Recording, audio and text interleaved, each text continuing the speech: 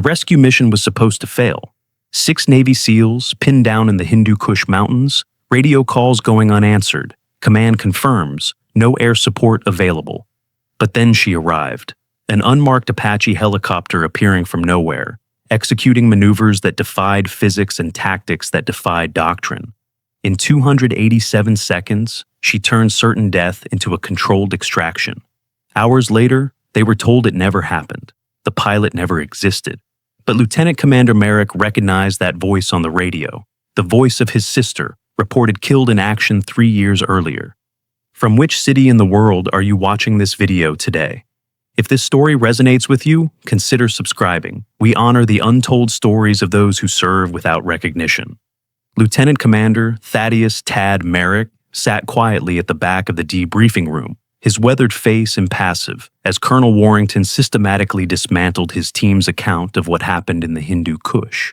The fluorescent lights flickered overhead, casting harsh shadows across the faces of 6 exhausted operators. Outside, rain tapped against windows, each drop echoing the relentless gunfire they'd survived mere hours ago. "So you expect me to believe," Warrington said, tapping his pen against the classified folder, "that an unmarked Apache gunship, not on any flight manifest, not responding to standard IFF, just appeared out of nowhere and saved your entire team." "Sir, with respect," Zaria Kavari interjected, the team's communication specialist leaning forward in her chair. 3 deployments had taught her when to push back. "We all saw it. The gun camera footage would confirm." "The gun cameras malfunctioned," Warrington cut her off. "Convenient timing." Merrick's fingers absently traced a worn challenge coin, glimpses of an Army aviation insignia, visible as it rotated between his scarred knuckles. The medical gauze under his sleeve had fresh bloodstains seeping through, but he hardly noticed the pain. His mind was still in the valley, watching that Apache perform maneuvers no pilot should have attempted in mountainous terrain. "Sir," Zaria continued undeterred, "the pilot's voice was female. She identified as Valkyrie Actual. She knew our exact positions without briefing." "Combat hallucination," Warrington pronounced with dismissive certainty. "Mass suggestion under duress. It happens." Chief Petty Officer Laszlo Bryson's eyes narrowed, not at Warrington, but at Merrick. Something in the lieutenant commander's expression had caught his attention when the pilot was mentioned. "I understand you've all been through a traumatic experience," Warrington continued, flipping through the classified folders stamped Operation Nightfall spread across the table. "But there was no Apache. There was no female pilot. The official record states extraction was successful due to enemy retreat. There was no unauthorized air support. Are we clear?"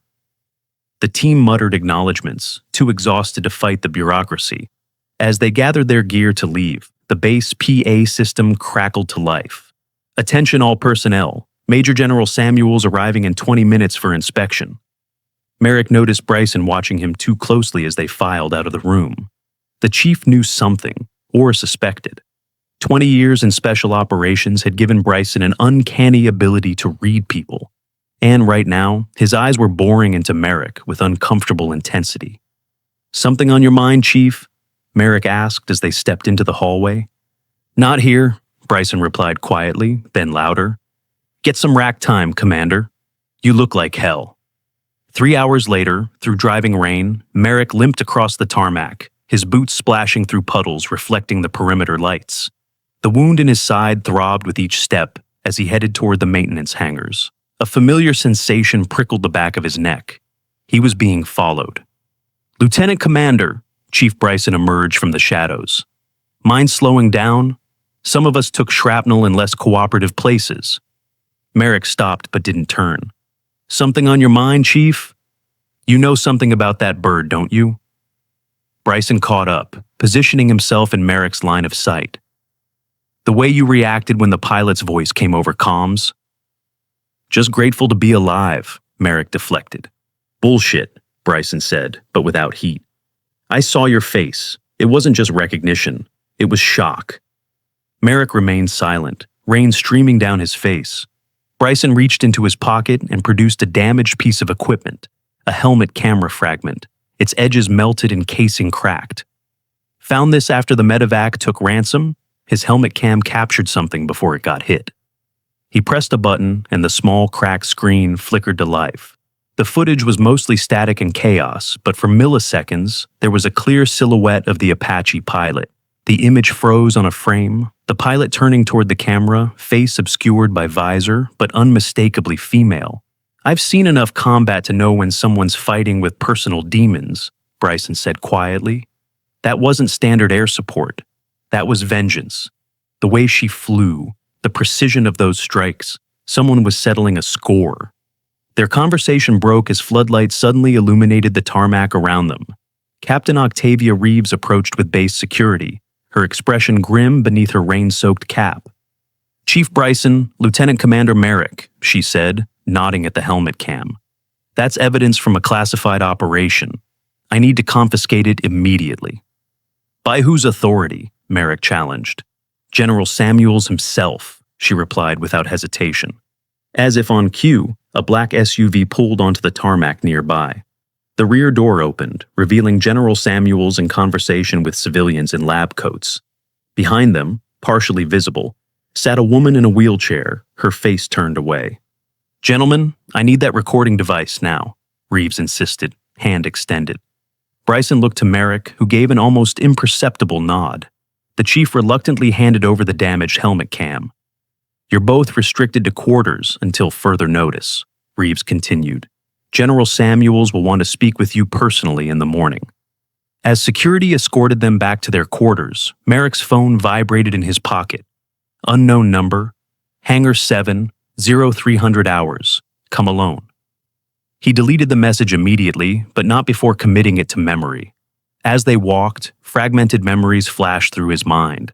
The Apache executing a banking turn that defied physics.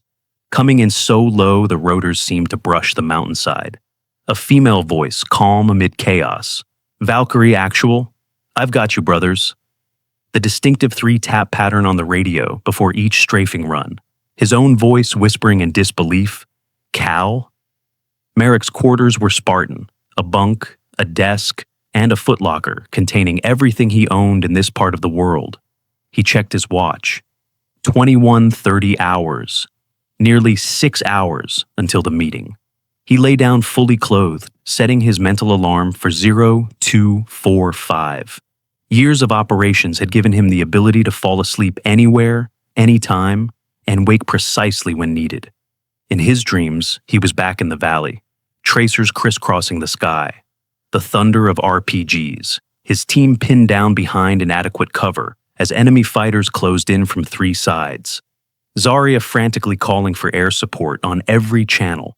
Command's response: negative air assets available. Estimated arrival of nearest support, 45 minutes. Then the sound that changed everything, the distinctive whop, whop, whop of an Apache gunship. Not approaching from base direction, but from deeper in enemy territory.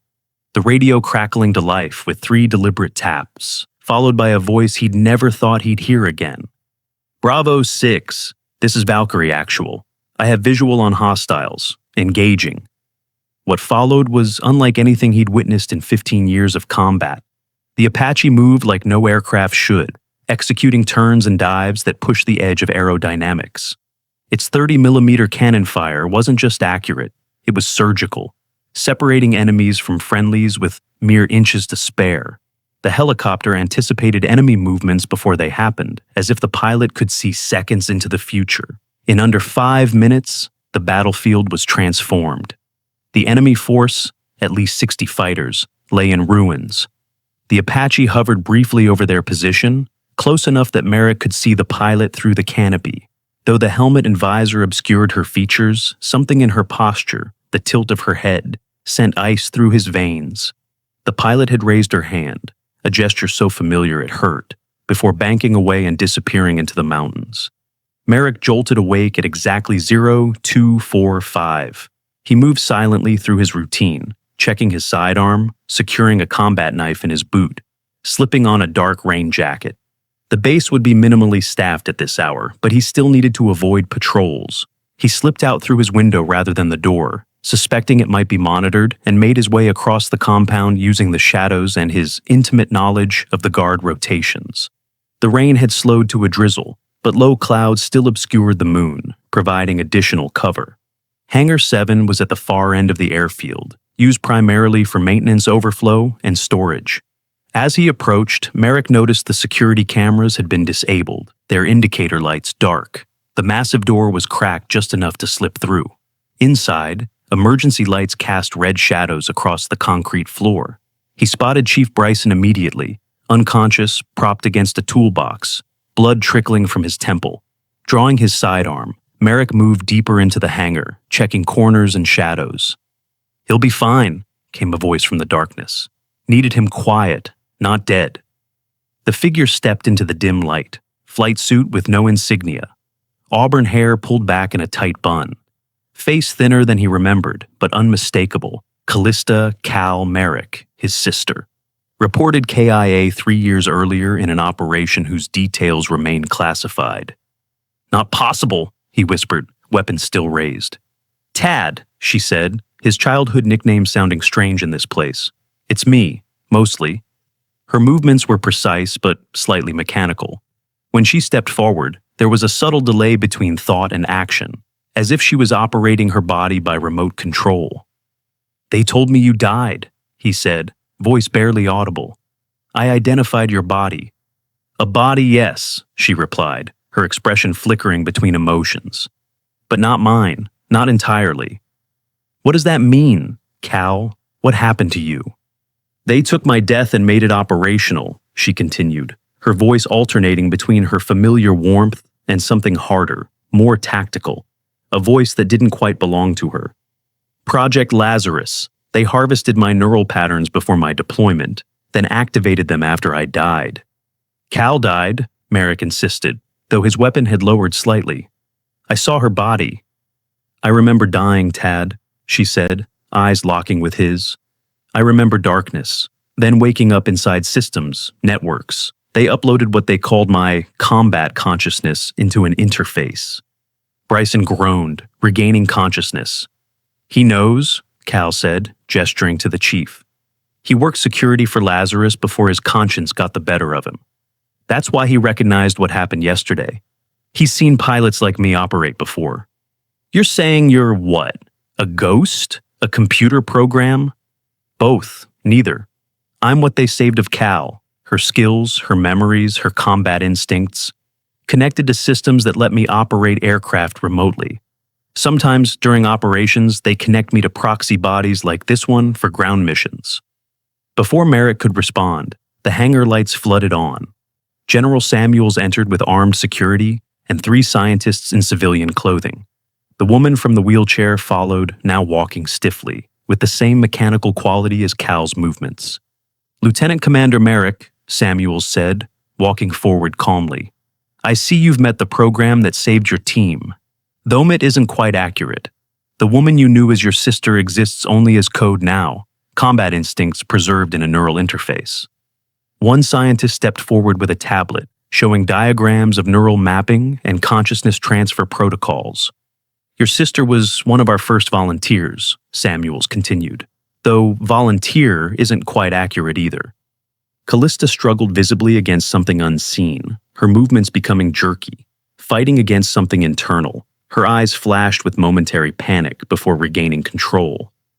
17 pilots, she managed to say, each word a battle. All declared KIA, all still flying. We never consented to this afterlife.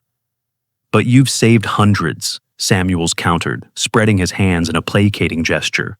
"Your team yesterday, Commander Merrick. Without Callista's intervention, you would be dead. Is that not worth something?" Bryson was fully conscious now, using the toolbox to pull himself upright.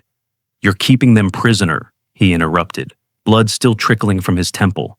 "I've seen the facility. They're conscious but controlled, aware they're dead but forced to keep fighting." "Chief Bryson," Samuels sighed, "your emotional attachment to these assets has clouded your judgment. They're not prisoners. They're serving their country." "We're not yours to command anymore," Callista said, her voice strengthening as she fought whatever system was trying to control her. "Death was supposed to be our discharge." Merrick holstered his weapon slowly, mind racing. His sister was both here and not here, dead and not dead. The implications were staggering, but one thing was clear. His sister, or whatever remained of her, was being used against her will. With deliberate slowness, he straightened and stood at attention, facing his sister, not the general. He raised his hand in a formal salute.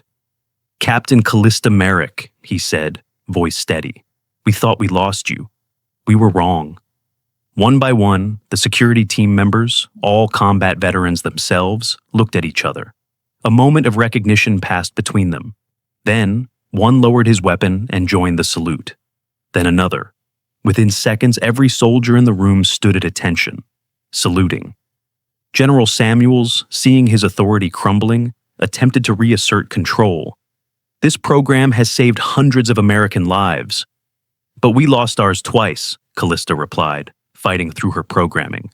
"Stand down," Samuels ordered his security detail. "That's an order." The soldiers remained at attention, saluting Callista. One of them, a sergeant with multiple combat tours evident from his ribbons, spoke without breaking his salute. "Sir, with respect, we don't take orders from those who violate the sacred trust between a soldier and their country." The female scientist who had been observing stepped forward. "General, the neural patterns are destabilizing. We're losing control of the interface." Samuels rounded on her. "Then stabilize it, Dr. Layton. That's what we pay you for." "It's not that simple," she replied, tapping urgently at her tablet. "The consciousness is actively resisting. All 17 instances are showing similar patterns. They're communicating somehow." As if to confirm her words, Callista's posture suddenly changed. Her movements became more fluid, more natural. A smile, her own smile, not the mechanical approximation from before, spread across her face. "We found the back door in your system," she said, her voice fully her own now. "Commander Ellis sends his regards." Samuels blanched. "Ellis? He's been contained at the facility." "Not anymore," Callista replied. "He was Air Force Cyber Command before you killed him and uploaded his consciousness. Did you really think he wouldn't find a way through your firewalls eventually?"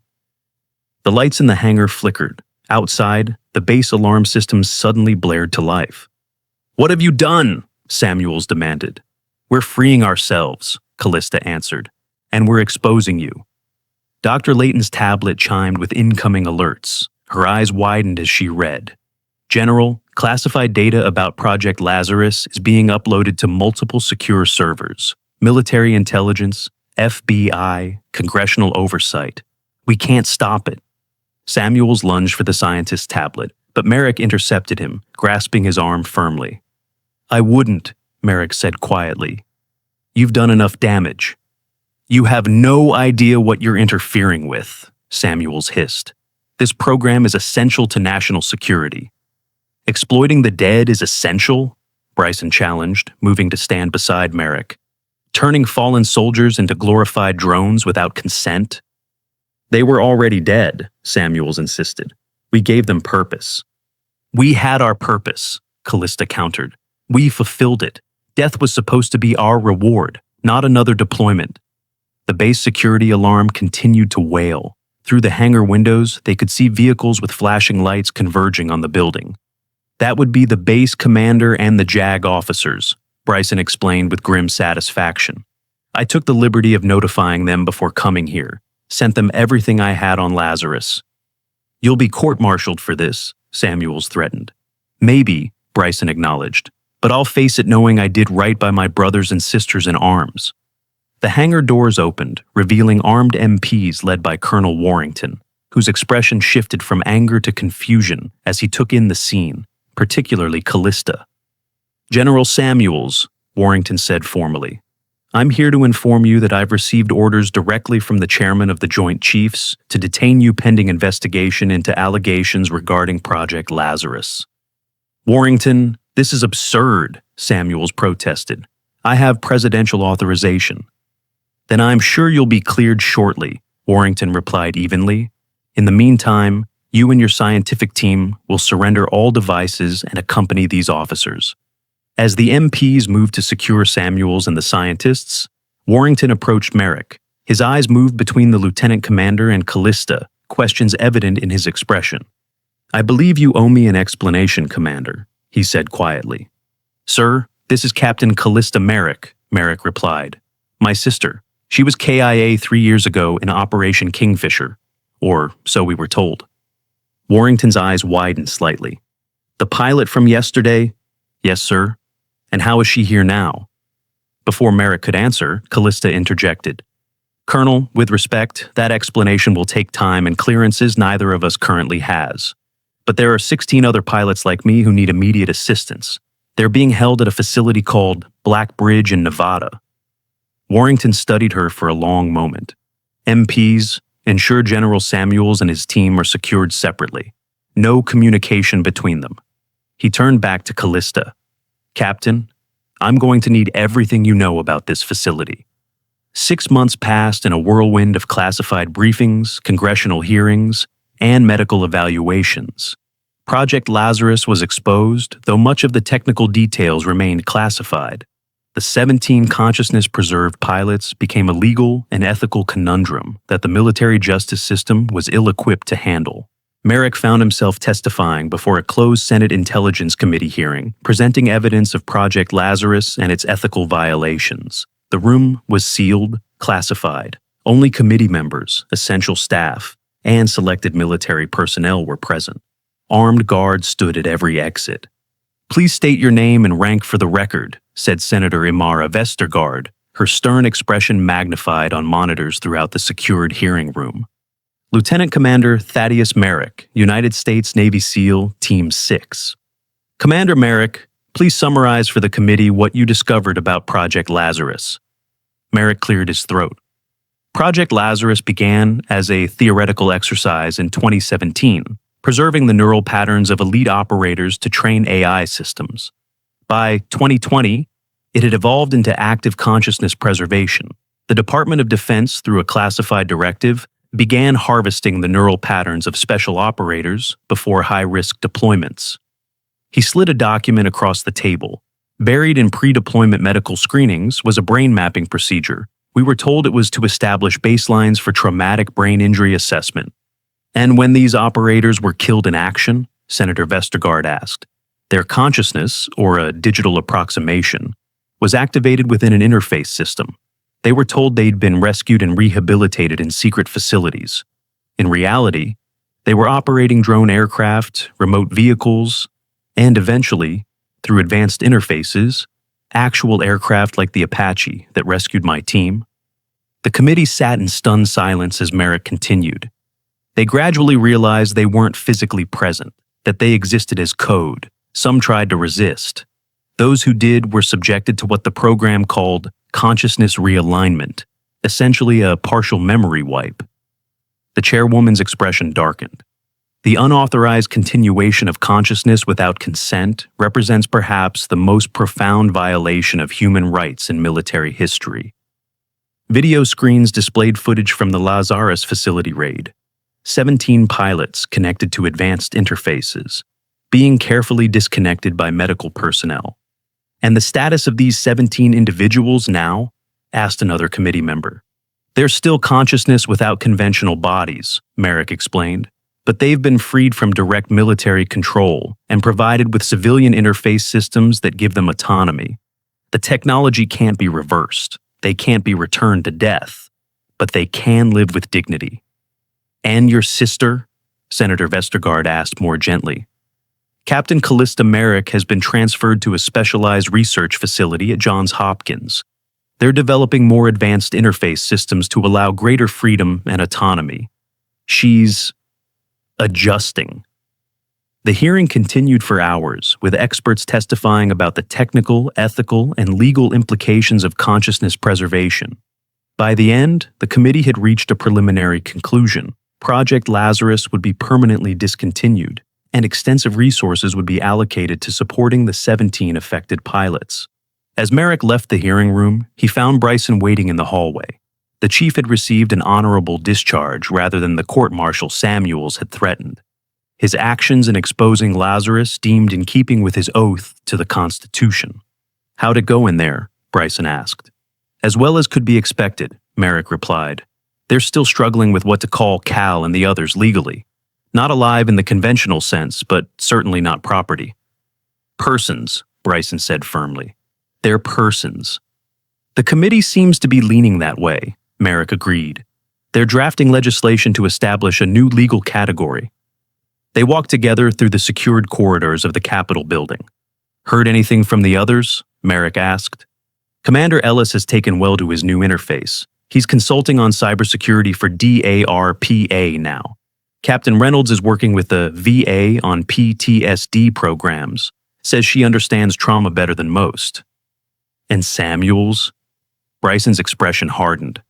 Trial starts next month. His lawyers are pushing the national security angle hard. But with 17 witnesses who literally can't die, I like our chances. They reached the exit, where a government car waited to take Merrick to his next appointment. Give Cal my best, Bryson said as they parted. Tell her we're not done fighting for them. I will, Merrick promised, though these days she's pretty good at fighting for herself. The research facility at Johns Hopkins was cutting edge, a blend of hospital and high-tech laboratory.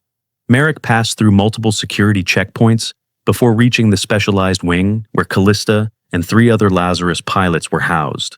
He found her in what they called the integration room, a space filled with interfaces that allowed her consciousness to connect with various systems. Currently, she was operating a sleek, humanoid robotic form that allowed for more natural movement than her previous military-issue interface.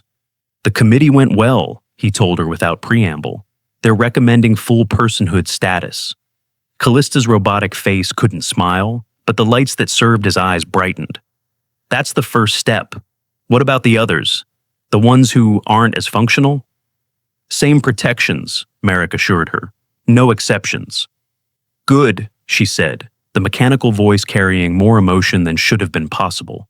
We didn't want to leave anyone behind. That's not what we do. No, Merrick agreed. It's not. They sat in comfortable silence for a moment before Callista spoke again. There's something I need to show you. Dr. Shivani has been working on a new interface prototype. She led him to a laboratory where the Indian neuroscientist was calibrating equipment. Commander Merrick, Dr. Shivani greeted him warmly. Perfect timing. We were about to test our newest development. She gestured to what looked like a more advanced version of Callista's current robotic form, but with a synthetic skin covering that made it appear startlingly human. The sensory feedback is exponentially better, Dr. Shivani explained. Touch, temperature, pressure, and the facial expressions are nearly on par with human capability. Show him, Callista urged. Dr. Shivani nodded and initiated the transfer sequence.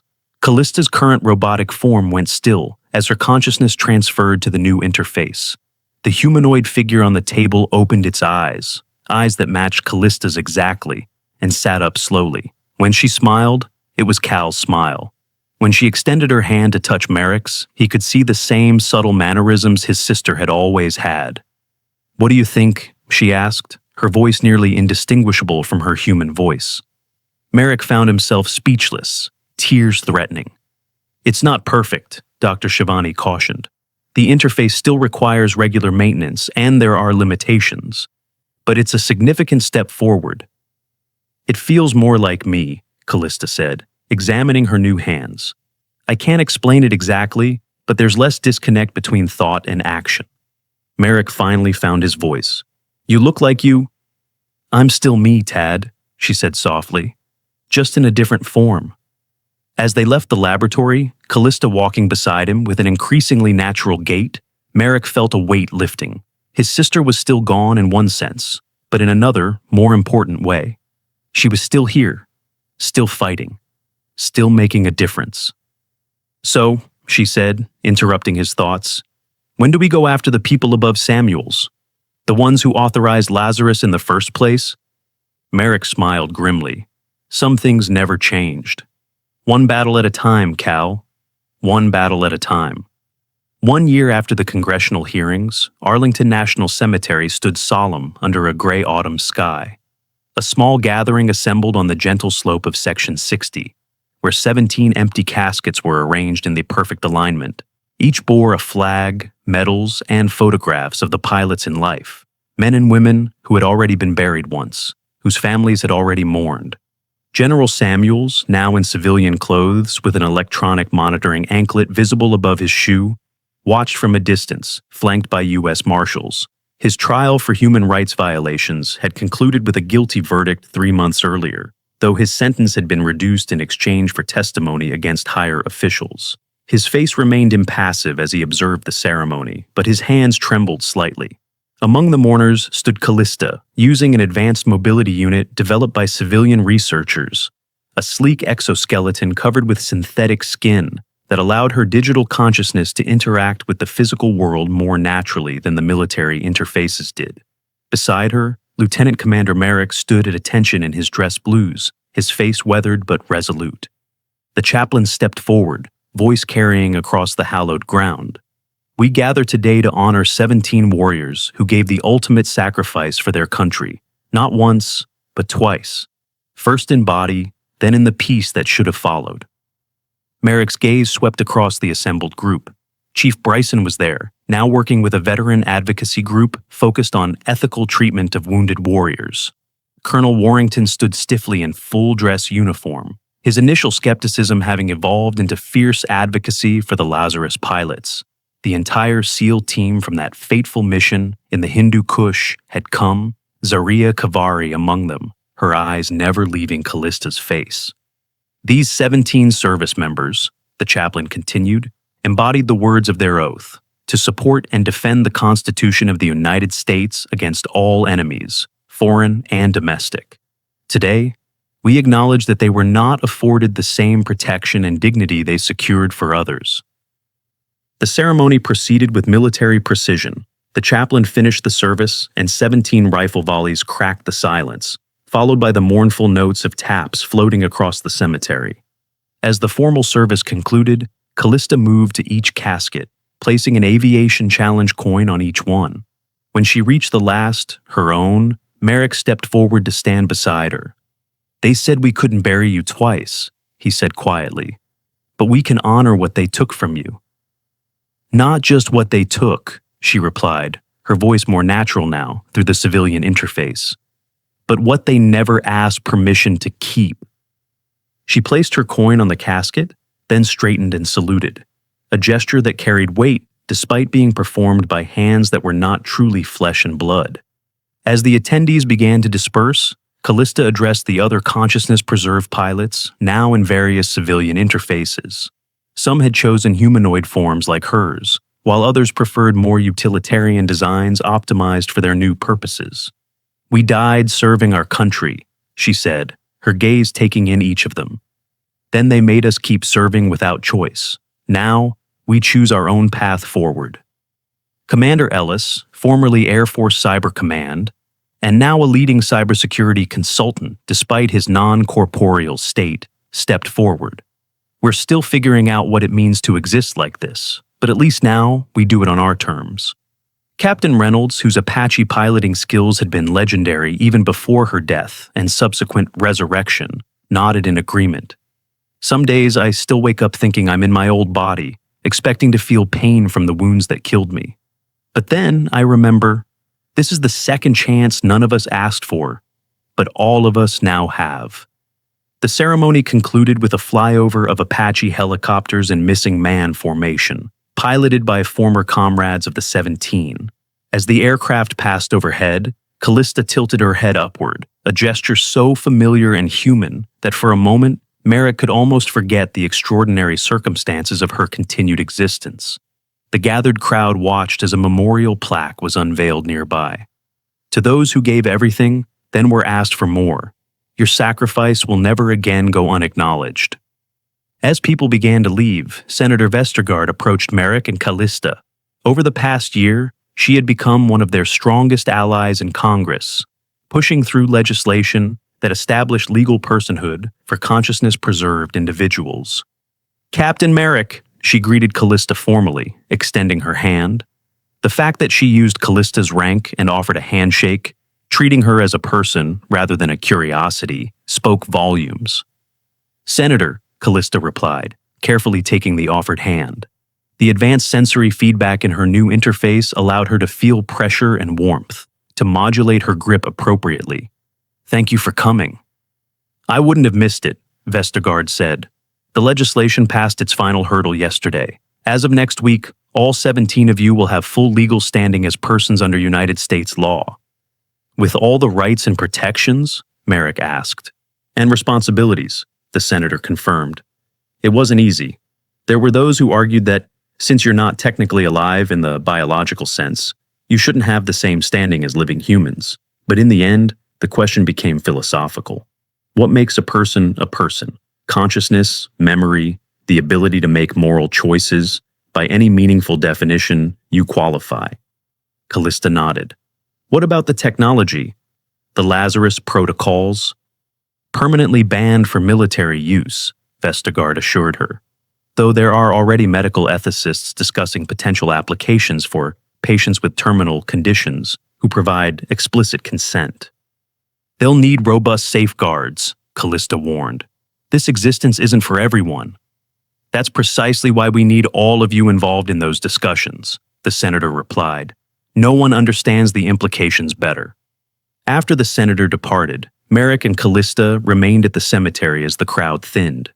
They walked slowly among the headstones, a strange pair, the naval officer and his sister, who had died 3 years ago, yet walked beside him now. What will you do next? Merrick asked eventually. With your legal status secured, you have options now.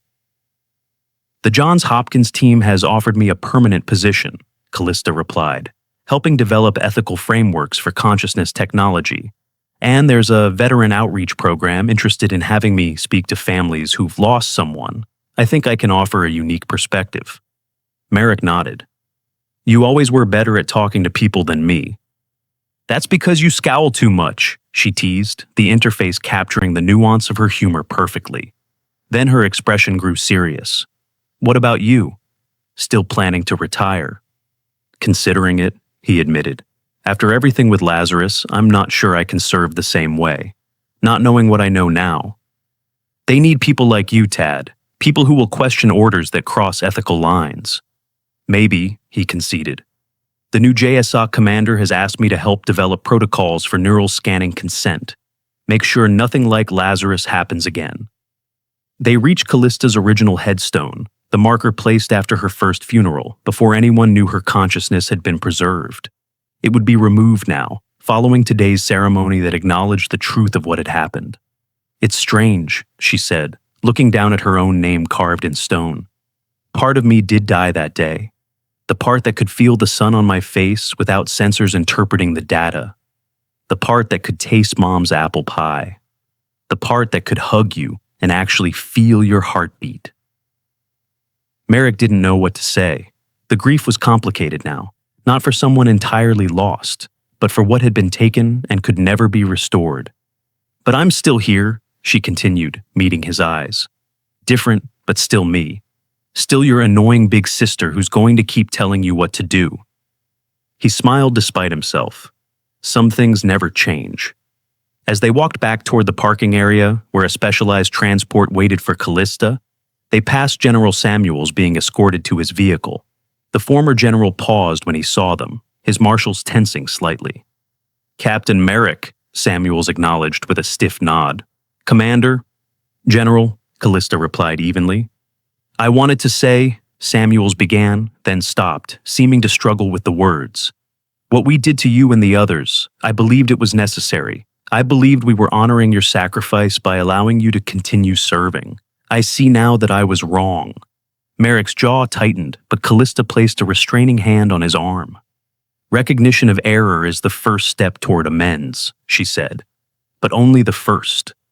Samuels nodded once more, then allowed his escorts to lead him away. You're more forgiving than I am, Merrick muttered as they continued walking. Not forgiveness, Callista corrected. Acceptance. I'll exist long after he's gone, Tad. We all will. The 17 of us could potentially continue for decades, maybe centuries with the right maintenance and upgrades. Holding on to anger for that long would be its own prison. The concept struck Merrick suddenly. His sister might live for hundreds of years, while he would age and die normally. It was a reversal of the natural order, and one neither of them had fully processed. Promise me something? He asked. Anything? When I'm old and gray, don't you dare fly combat missions to bail me out. My heart couldn't take it. She laughed, the sound remarkably like her human laugh. No promises. Once a big sister, always a big sister. 6 months later, Merrick found himself back in the field, though in a different capacity. As special advisor to the JSOC commander on neural technology ethics, he was overseeing the decommissioning of a secondary Lazarus facility that had been discovered during the ongoing investigation. "All storage drives have been secured, sir," reported the tech sergeant. "No evidence of additional neural patterns being stored." "What about the scanning equipment?" Merrick asked, inspecting the facility's medical bay where operators had unknowingly had their neural patterns harvested. "Disassembled and ready for transport to Johns Hopkins. Dr. Shivani's team will study it to better understand the technology, then permanently disable it." Merrick nodded, satisfied. "Have all personnel signed the disclosure acknowledgments?" "Yes, sir. Everyone who underwent scanning has been notified of what was done. The good news is none of these patterns were ever activated." Small mercies, Merrick thought. At least these soldiers wouldn't face the existential crisis his sister and the others had endured. His secure phone chimed with a message. It was from Callista, containing only a link to a news broadcast. He opened it to see Senator Vestergaard announcing the formation of a new federal agency, the Consciousness Ethics and Oversight Commission, to ensure that advances in neural technology proceed with rigorous ethical standards, the senator was saying. This commission will include experts from medicine, ethics, law, and most importantly, representatives from the consciousness-preserved community themselves. The camera panned to show the commission members behind her. Among them stood Callista in her newest interface, nearly indistinguishable from a human body except for subtle details only someone looking for them would notice. Merrick smiled. His sister had always been a fighter, in life and beyond. Now she was fighting for something larger than national security, the very definition of personhood itself. As he supervised the final closure of the facility, Merrick reflected on the extraordinary journey of the past 18 months. From that moment in the Hindu Kush, when an unmarked Apache appeared out of nowhere, to today's establishment of protections for a category of persons that had never existed before. The 17 pilots existed in an unprecedented state, not alive in the traditional sense, yet undeniably conscious and self-determining. They had experienced death, yet continued. They remembered their human lives, but now experienced existence through entirely different means. What they would become in the decades and perhaps centuries ahead remained an open question, one they would now have the freedom to answer for themselves. That evening, Merrick met Callista at the Lincoln Memorial, a place she had loved to visit when she was fully human. Her new interface allowed her to walk beside him, to sit on the steps, to appear to any casual observer as simply a woman enjoying the monument at sunset. "Congratulations on the commission appointment," he said, as they watched the fading light reflect off the reflecting pool. "It's a start," she replied. "There's so much work to do. The technology exists now. It can't be uninvented. The best we can do is ensure it's never misused again. And help the 17 of you build meaningful lives." "Lives," she repeated thoughtfully. "Is that what we have, or is it something else entirely? What would you call it?" She considered for a moment. Continuation, extension, evolution, maybe. She turned to face him. "Whatever it is, I'm grateful to have you with me through it. Not everyone in our situation has someone who still recognizes them as family. You'll always be my sister," Merrick said firmly. "Whatever form you take." As darkness fell, they made their way back to the specialized vehicle that would take Callista back to Johns Hopkins. Before she left, she hugged him. An act that had taken months of interface refinement to perfect, to apply the right pressure without causing harm. "See you at Thanksgiving," she asked. "Mom's still getting used to me like this, but I think having you there helps." "Wouldn't miss it," he promised. As her vehicle pulled away, Merrick remained on the steps of the memorial, thinking about Lincoln's words carved in stone behind him. "With malice toward none, with charity for all, with firmness in the right as God gives us to see the right, let us strive on to finish the work we are in." Different circumstances, different era, but the essence remained. The work of protecting human dignity, or perhaps now, personhood dignity, continued. And thanks to the 17 pilots whose existence challenged the very definition of life itself, that work would extend in directions Lincoln could never have imagined. Merrick walked back to his apartment through the capital city, past buildings and institutions designed to protect American ideals. Whatever came next for his sister and the others like her, he knew one thing with certainty. They would face it as they had faced everything else, with courage, with integrity, and with an unwavering commitment to those they had sworn to protect. Some things, it seemed, transcended even death itself.